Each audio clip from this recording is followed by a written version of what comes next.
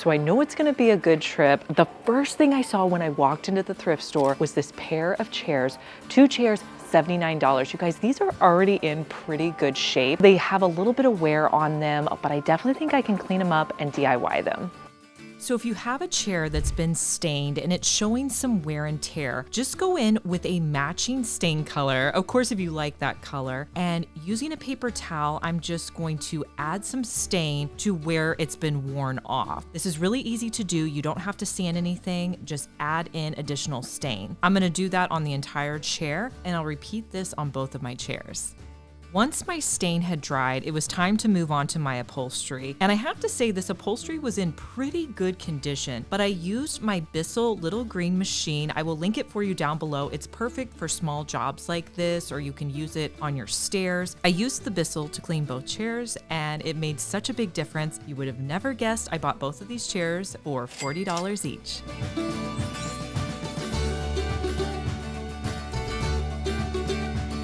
What is this? It's like a marble box. That is different. I don't know what this is, but I'm getting it. You guys, it's wood slat on a piece of fabric. I have no idea what I'm gonna make with this, but I'm getting this. I always do this where the first item I find never fits in the cart. If you've been thrifting with me before, you know at my store, there's tons of lamps. I always like to look on Pottery Barn's website for inspiration before we shop at the thrift store, and I found this gold one that has the exact same shape to this lamp. That's my tip. Look for the exact same shape in the lamp you're trying to recreate, and you can always paint it any color you like. So this is the perfect shape. We're gonna get this one and paint the base of it, but we need to do better for the lampshade. So let's see if we can find a lampshade. We need to try some different lampshades. Over in like the lampshade section, there was 2 different ones. Let's try them both and see which one looks best. Okay, that one's pretty good. I feel like this one's in good shape. We'll just need to paint it. Okay, so that's option 1. Let's see if this one, oh, this one's kind of the wrong kind. It has a different, I don't even know what you call this section of the lampshade. I feel like this one looks really modern. So I'm gonna walk around and see if I can find anything else, but I feel like this is a good option. Okay, let's DIY this lamp. If you've never DIY'd a lamp, it's really easy to do. I'm gonna show you step by step how you want to do this. First, you wanna cover up any area of your lamp that you don't want painted. I like to add a plastic sack over the top portion, and then I'll just close it off with some painter's tape. I typically do the same thing with the cord because I don't want that to get painted.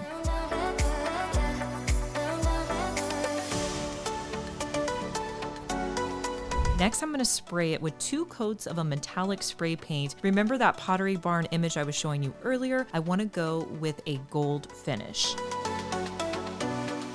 Now, the lampshade that we purchased has seen better days. It definitely needed some updating. So I have a white paint. This is just a sample paint that I've been using, and I am going to paint the entire lampshade. If you didn't know, you can paint lampshades. It's actually really easy to do. As I was painting, I was kind of wishing I would have used a stipple brush, but I kept going with the paintbrush that I had. So if you have a stipple brush, use that instead and just do 1 heavy coat on the entire lampshade.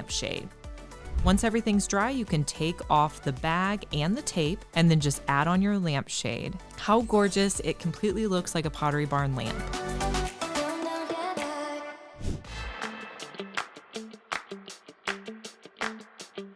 So if you're going thrifting, what shapes should you be looking out for? Well, again, you can go on those high-end sites and look for them. I think ones that look in a simple ceramic shape are always great. You can add paint to these, spray paint them, or use your acrylic paints. You guys remember I found this earlier. I had to pull it out of the cart because over here in their craft section, I found this 12-inch round for $3. So I'm thinking that's gonna make the perfect base. I need to cut this down, but I'm thinking plant stand.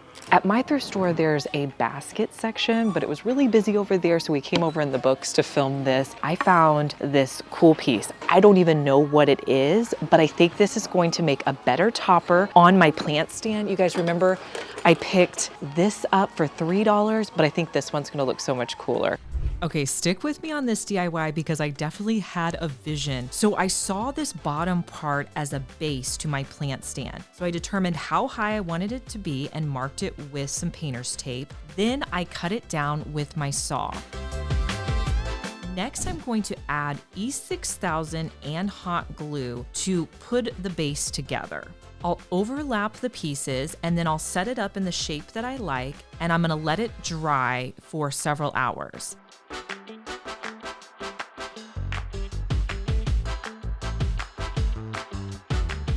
Next, I'm going to paint the base. I went with a mauvey pink color and I did 2 coats on the base.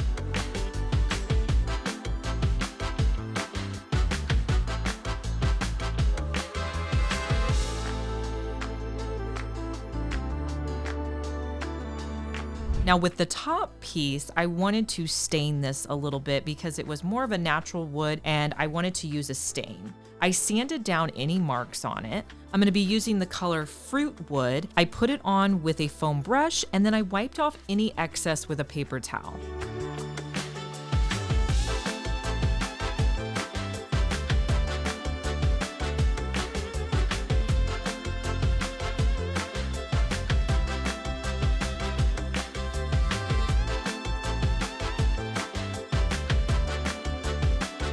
I attached the base by putting E6000 around the top, and then I placed the wood piece on top. I flipped it over and added in some additional E6000 and I let it dry overnight. The next day, I styled it in my home. Hey guys, I'm Liz and you're watching my second DIY channel where I post daily DIY videos. You may be familiar with my main channel, Liz Fenwick DIY, but I'm glad that you found me over here on my second channel. Make sure that you're subscribed so you just get notified every day when I post our daily DIY video.